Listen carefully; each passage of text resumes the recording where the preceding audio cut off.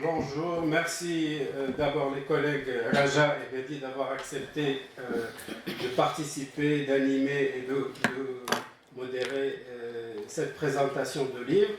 Je remercie également l'AMSE qui a donné l'occasion, qui a permis de cette rencontre-là que je considère presque entre membres de famille, la famille des économistes d'une part, et aussi la famille d'alliés et de proches avec qui on a travaillé durant plusieurs années, etc. Et donc, un des objectifs de cette présentation, c'est sincèrement et particulièrement l'idée de partage. L'idée vraiment de partage et de transmission d'un travail, d'un effort modeste de réflexion sur les questions d'éducation et de formation et leur articulation avec la question du développement. J'ai travaillé pratiquement 38 années dans un institut qui s'appelle le Centre d'orientation et de planification de l'éducation. C'est un centre qui a un focus. Ce focus est principalement réfléchir sur les questions de l'éducation du point de vue, je dirais, de la carte scolaire, du point de vue de l'économie de l'éducation de manière générale, et également un autre qui concerne la question de l'orientation scolaire, professionnelle.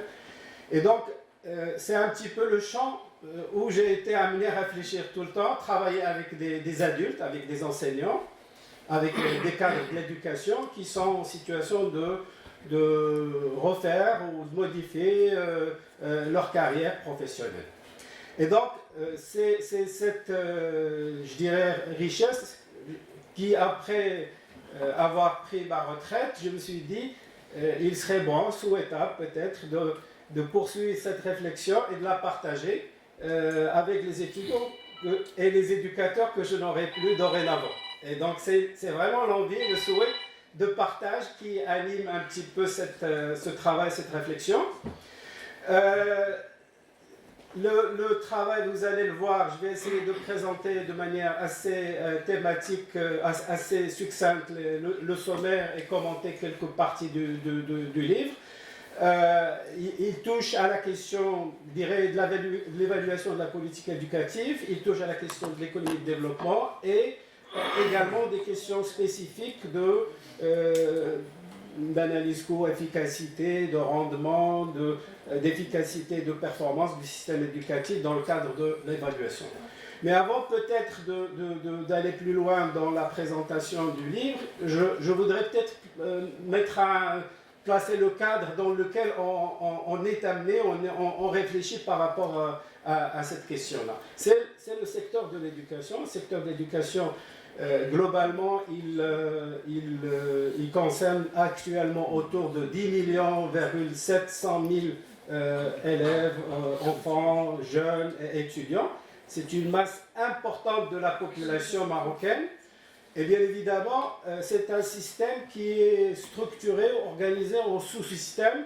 Et dans les différents sous-systèmes, il y a des particularités sur lesquelles peut-être on peut revenir par la suite. Deuxième aspect important pour situer l'importance de ce secteur, c'est les budgets qui sont accordés annuellement au secteur de l'éducation. Le chiffre de l'année 2024, c'est à peu près, pour situer, c'est autour de 22% du budget de l'État. Et c'est autour de 93 milliards, 92 milliards de dirhams pour le budget de l'État, non inclus la formation professionnelle. C'est pour dire que c'est des masses importantes. Il y a des années, sur une longue période, il y a des années où le budget de l'éducation nationale a atteint 23-24% du budget de l'État. Donc c'est un secteur important qui mobilise des ressources importantes du point de vue financier, etc. Et aussi du point de vue des ressources humaines.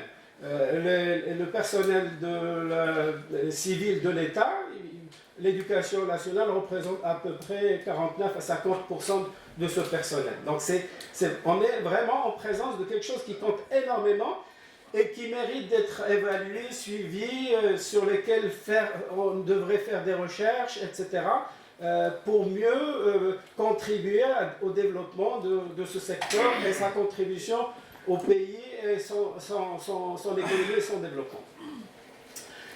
Je vais peut-être maintenant aller directement un peu sur les composantes ou les parties du livre. Le livre commence par une grande introduction qui introduit tout le reste du livre, un petit peu pour faciliter la lecture de l'ouvrage.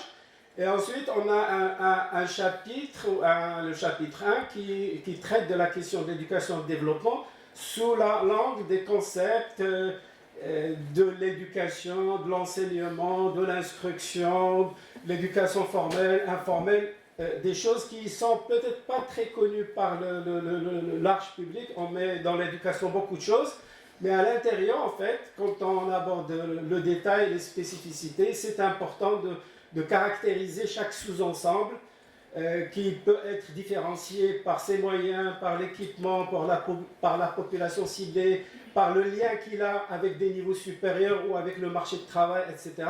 Et qui ont des implications de point de vue de ce qui se passe et de la gestion et des moyens mobilisés. Donc il y a une partie un petit peu qui traite les différents sous-ensembles du système éducatif, les concepts, les définitions, etc.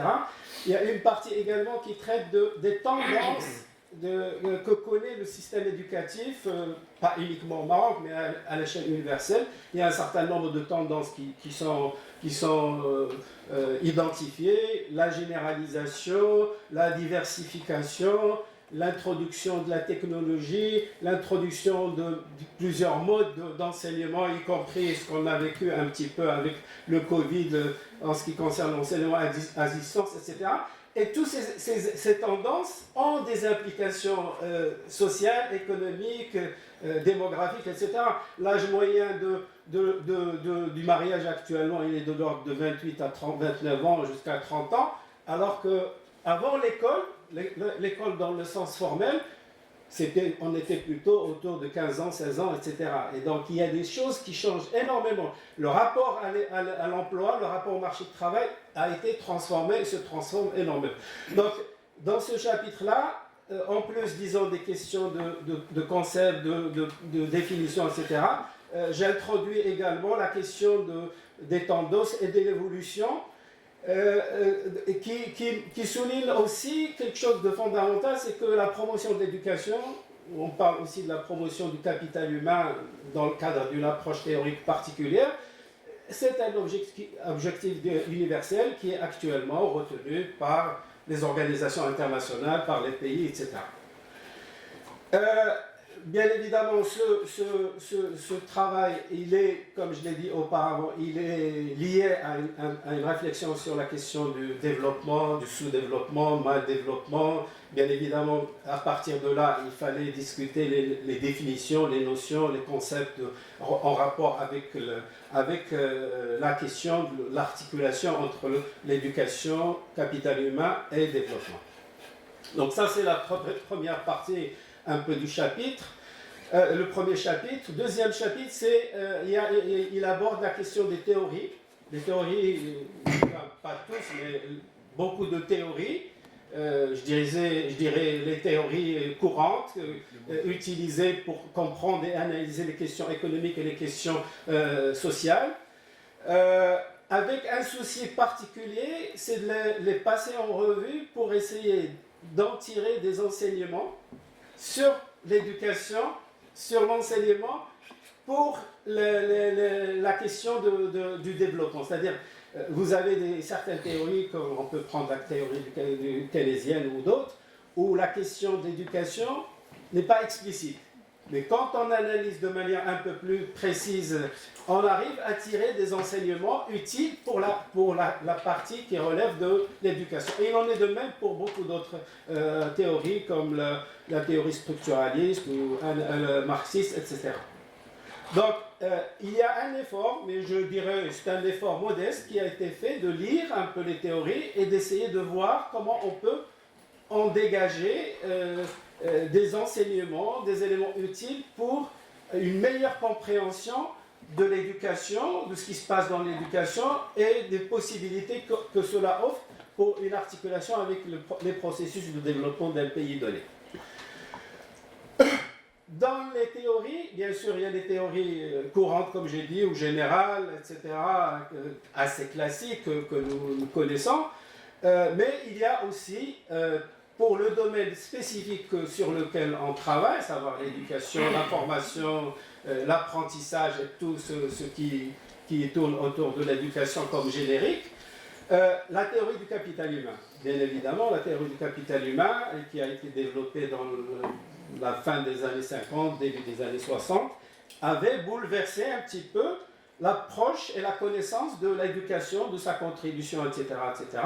Elle a apporté un éclairage dans le sens, l'éducation, ce n'est pas uniquement de la consommation de choses, mais c'est une formation future d'un capital humain qui donne une meilleure productivité, etc. Et les gens et les entreprises vont chercher ce capital humain parce qu'il permet de produire mieux, et aussi pour les gens, il permet d'être mieux rémunérés, etc. Et donc cette théorie du capital humain, elle est analysée un peu plus dans le détail, et je dirais quand c'est contextualisé. L'analyse globale, générique, etc., elle ne s'adapte pas toujours à des contextes donnés. Il y a plusieurs points qui mériteraient d'être soulevés ou soulignés, mais parmi lesquels c'est la valorisation du capital. Le rendement de l'investissement dans l'éducation, il dépend aussi de sa valorisation.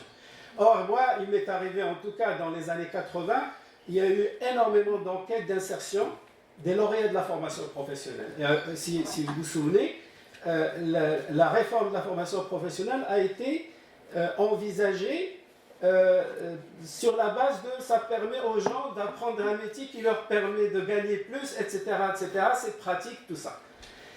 Et les enquêtes d'insertion qui ont été effectuées au Maroc pour la première fois sur une dizaine d'années par le département de la formation professionnelle montraient que de nombreuses catégories et diplômés de la formation professionnelle avaient des salaires qui n'ont rien à voir avec la formation, c'est-à-dire le salaire d'une caissière de 1000 dirhams, 1200 dirhams, etc., etc. Et donc, si on ne prend pas en considération un contexte donné, la valorisation du capital humain, les conditions du marché de travail, etc., les clés de compréhension de la théorie du capital humain peuvent ne pas être pertinentes tout simplement. Et donc, dans cette partie-là, il y a une interrogation sur ça, il y a une interrogation sur ses implications pour aussi bien la formation, les diplômés, etc., que pour leur insertion professionnelle. Le troisième, ça c'était le chapitre 3. Le chapitre 4, il se situe dans la dimension de mesurer, évaluer ce qui se passe dans l'éducation en termes de progrès, recul, performance, etc. Et donc, quelque part, que permettraient les outils, notamment la théorie du capital humain et ses outils, qui s'inscrivent dans la discipline de l'économie de l'éducation, qu'est-ce que ça permettrait de faire pour aller dans le sens de l'évaluation. Mais avant d'arriver à ce stade-là, qui est un travail de diagnostic global, précis, le plus spécifique possible de l'éducation et de ses différents sous-ensembles que j'ai évoqués tout à l'heure, je fais une introduction un peu des indicateurs qui existent, de leur structure, de ce qu'ils offrent comme information, de leurs limites, etc. etc. C'est un bagage, un outillage fondamental pour pouvoir aller plus loin en matière d'évaluation. Cette partie-là, peut-être les lecteurs peuvent... cette partie et d'autres. Je l'ai écrite avec un souci un petit peu pédagogique. Ça peut paraître pour les initiés comme très simple ou des choses très... Mais moi j'ai travaillé pendant 3 décennies avec des adultes qui n'ont pas de notion de base en matière d'économie, etc. et qu'il fallait peut-être préparer, etc. Et donc pour le public qui est intéressé, je me suis dit il fallait être un peu pédagogique et introduire les choses de manière simplifiée, etc., accessible, etc.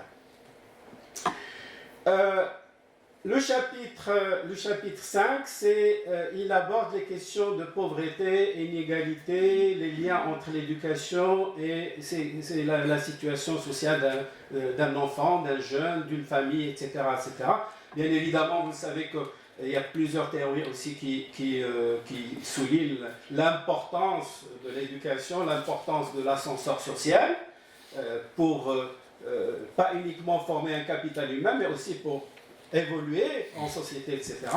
Et donc j'ai essayé d'introduire dans ce chapitre-là d'abord les données concernant la variable éducative d'une part et les variables des inégalités ou de la pauvreté, etc.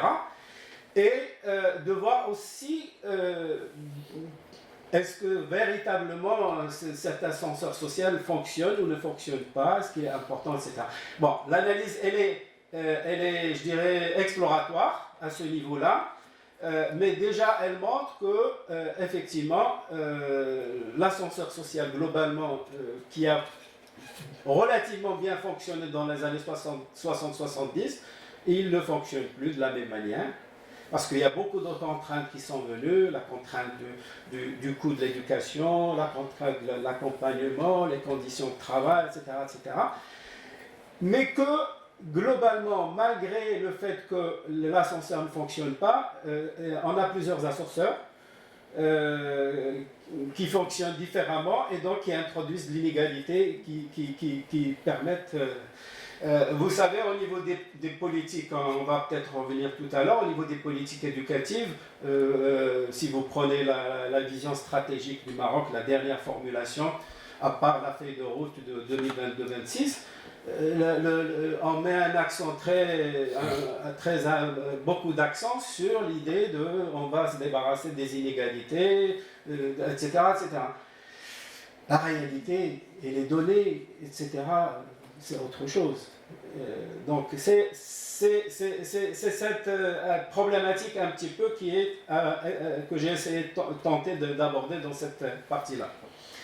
Alors, une fois tout ça mis en place un petit peu, j'essaie d'aborder du moins un diagnostic de l'éducation, de la formation à tous les niveaux, c'est-à-dire au niveau du préscolaire, au niveau du primaire, du collégial, lycée, et également un petit peu vers la fin, l'enseignement supérieur. Ce que je n'ai pas fait, j'aurais aimé le faire, c'est la formation professionnelle, parce que aussi elle est intéressante, parce qu'elle a beaucoup de particularités en termes d'analyse, en termes de résultats, et en termes de positionnement sur le marché du travail. Mais bon, j'ai fait ce que j'ai pu. Et donc, le diagnostic commence par des éléments, des aspects méthodologiques, l'approche, etc. Et ensuite, les résultats de politique éducative au Maroc, le rendement scolaire, les questions de rendement faible, etc. On va voir qu'il y a des choses extrêmement problématiques et qui sont constantes depuis pratiquement un quart de siècle. Au moins depuis un quart de siècle, depuis l'adoption de la charte de l'éducation et de la formation en 2000. Cette partie-là de diagnostic, elle est prolongée par, je l'ai séparée parce que normalement, dans chaque niveau ou sous-ensemble du système éducatif, il faut introduire le financement, parce que c'est quelque chose de fondamental, financement, le coût, efficacité, la contribution, pas, etc. Mais j'ai isolé le financement parce que c'est une problématique à part vers le chapitre 7 pour essayer de comprendre, parce que vous savez, depuis au moins une commission nationale qui a été mise en place au Parlement en 1995, qui a duré une année, qui a élaboré énormément de rapports sur lesquels tout le monde était d'accord, sauf le rapport sur le financement. Le financement, il y avait un désaccord, un désaccord entre les gens de la commission pour des raisons de l'introduction, de la remise en cause de la gratuité ou de l'introduction des frais et la question aussi du développement de la place et du rôle du secteur privé. D'accord, je vais aller vite. Donc la problématique, le financement, elle est fondamentale parce que la Charte d'éducation a retenu un objectif de 20% pour le secteur, pour la contribution du secteur privé. À ce jour-là, elle devait être réalisée durant la première décennie, c'est-à-dire en 2010. À ce jour-là, on est très très loin de cet objectif-là, et il y a des raisons qui expliquent cela en termes de la contribution des ménages au budget de l'éducation global annuel, si vous voulez. On appelle le compte éducation. Ça couvre beaucoup plus que le budget de l'État. C'est 25%. C'est énorme. Et je pense que c'est déjà un niveau extrêmement élevé qui ne permettrait pas à le reste de pouvoir contribuer. Mais bon, ça c'est des choses de détail sur lesquelles, si vous voulez, on peut revenir par la suite. Rapidement, les principales étapes. Là, je voudrais un petit peu aller un peu plus loin dans l'analyse de la réforme et des problèmes qu'elle n'a pas résolus, qu'elle a du mal à résoudre. Les principales étapes, c'était la charte d'éducation, son adoption en 99-2000, la décennie de la mise en œuvre 2000-2010, l'adoption du programme d'urgence autour de 2008-2009 et la conception d'une vision stratégique autour de 2013-2014 pour un horizon de 2030. Et en cours de chemin, il y a eu la feuille de route 2022-2026, etc. Ça, c'est les principales étapes, avec des objectifs quasi constants qui reviennent tout le temps et qui ne se réalisent pas de manière quasi permanente. Donc, généraliser et assurer l'éducation obligatoire pour tous, réduire les importantes et persistantes déperditions scolaires, promouvoir une éducation, formation, apprentissage, etc., ouvrir le secteur éducatif sur l'environnement, etc. Et à ces objectifs globaux, il y a lieu d'ajouter d'autres comme l'amélioration de la gouvernance, etc. Donc il y a des objectifs que nous avons ici explicités, pour lesquels on a mis des moyens, ne serait-ce qu'au niveau du programme d'urgence, mais qui ne parviennent pas à être concrétisés. Et dans certains cas, même, il y a beaucoup de recul. Ça, si vous voulez, c'est le début un petit peu du diagnostic de la situation du secteur sur une longue période. La persistance du problème, là je vais aller très vite aussi, par exemple, les déperditions scolaires. Et les déperditions scolaires précoces, ça va vers 330, 340, 350 000 par an. C'est énorme. Les cohortes, c'est-à-dire ceux qui rentrent, les 100 qui rentrent au primaire, arrivent au baccalauréat, on a un rapport de pratiquement 5-6% qui arrivent, qui parviennent et qui obtiennent le baccalauréat. La même chose au niveau du supérieur. Donc ceux qui parviennent, les taux d'achèvement, ils sont extrêmement faibles, extrêmement problématiques. Le système connaît beaucoup d'autres problèmes d'ordre d'encombrement, etc., etc. Il y a des problèmes liés les ressources humaines. On reviendra sur ce point si vous voulez. Mais le deuxième point fondamental, c'est que, indépendamment de ces déperditions énormes, la qualité de l'éducation, qui est aussi un objectif fondamental depuis un quart de siècle, on n'avance pas, mais plutôt on recule. Les Marocains sont très mal classés à tous les niveaux, arabe, français, mathématiques, sciences, etc. Et une très grande majorité n'a pas le minima requis. Le minima requis, ce n'est pas la moyenne. Le minima requis, c'est lui qui permet d'avancer d'un niveau à l'autre, en termes de connaissances, et d'aptitude et de compréhension. Et donc, il y a eu énormément d'enquêtes nationales, internationales, le PNEA, d'autres, etc., qui apprécient soit l'écrit, soit l'oral, soit les mathématiques, etc. Et on a des résultats extrêmement préoccupants. Et à ce niveau-là, il y a une unanimité, c'est-à-dire il n'y a pas, personne ne conteste. Dernière indication sur la question de la qualité qui est problématique, c'est la question qui nous est fournie par l'enquête PISA. PISA 2023. L'enquête PISA, elle vise à déterminer dans quelle mesure les jeunes de 15 ans sont capables de mobiliser les connaissances et compétences acquises pendant leur vie et de les appliquer à des situations de vie réelle. C'est très pratique, mais c'est concret.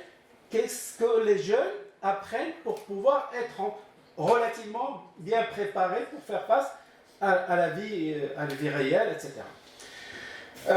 Il y a une dégradation par rapport à 2018, l'enquête 2018. Le Maroc est très mal classé. En 2023, sur 81 pays, le Maroc occupe la 71e en mathématiques, 79e en compréhension de l'écrit et 76e en culture scientifique, etc. Les scores du Maroc sont très faibles dans toutes ces disciplines par rapport même des pays comparables, relativement comparables.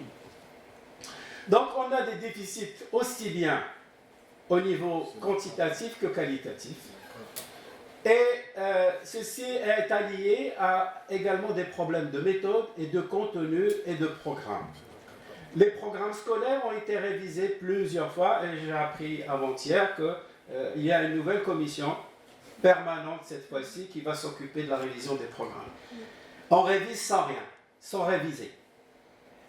Quand vous prenez, moi je ne suis pas spécialiste, mais les spécialistes qui prennent les manuels scolaires, qui les analysent, ils rencontrent des incohérences incroyables. C'est des programmes souvent qui ne permettent pas ou ne facilitent pas, n'encouragent pas à la réflexion, à l'analyse critique, à l'analyse objective, etc. etc. Et il y a des incohérences. Vous allez trouver des droits humains, mais en même temps, énormément de tabous, énormément de choses qui n'autorisent pas la pensée libre.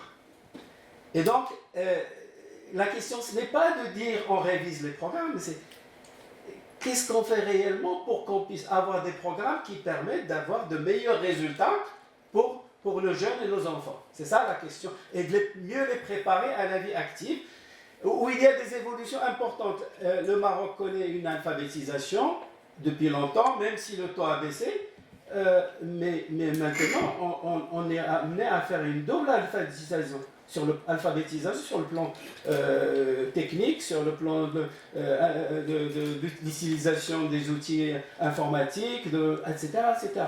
Donc il y a beaucoup de choses à rattraper. Je vais sauter une partie, il y a une partie sur le... je vais aller rapidement. Je vais sauter une partie sur... J'ai introduit une petite partie sur l'analyse brève de l'économie marocaine parce qu'il m'a semblé que c'était intéressant pour faire les liens entre l'économie et les structures d'une économie donnée et la question de l'éducation et les questions de développement. Mais bon, je vais sauter ça. Le livre se termine par des éléments de synthèse et une mise en perspective. Rapidement, il y a la question du développement abordée dans ses relations avec l'éducation et la formation du capital humain. L'éducation ne sert pas uniquement à un projet économique, mais également social et culturel, ça c'est important.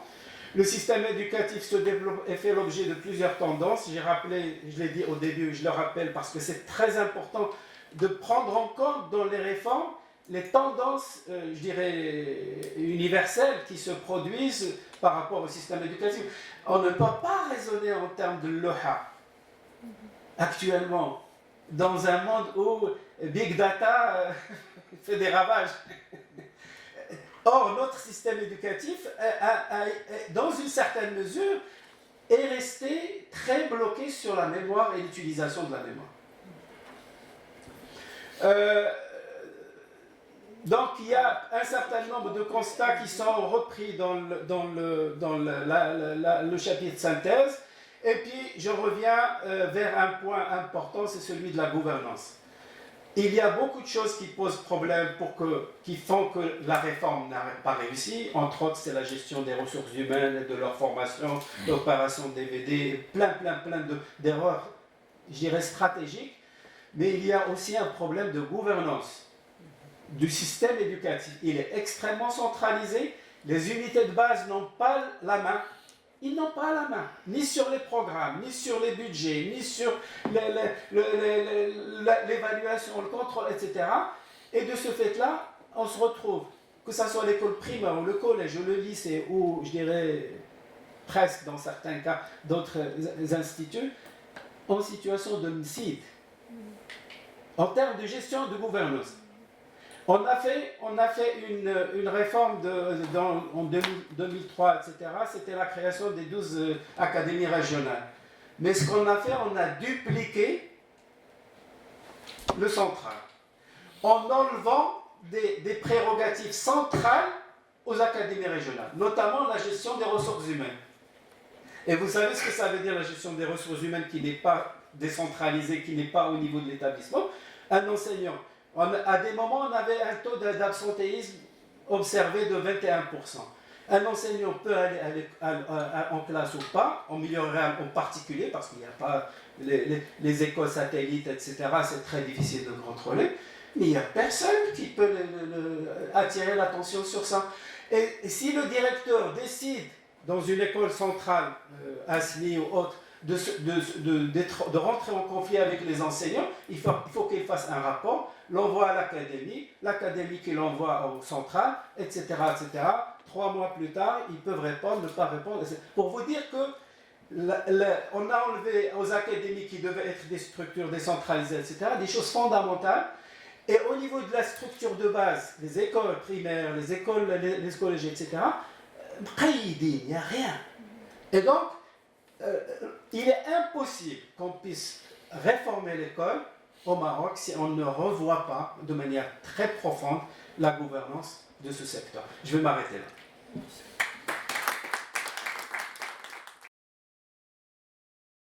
شكرا لمتابعة موقع هوامش. لا تنسوا الإعجاب والاشتراك في القناة ليصلكم جديدنا أول بأول.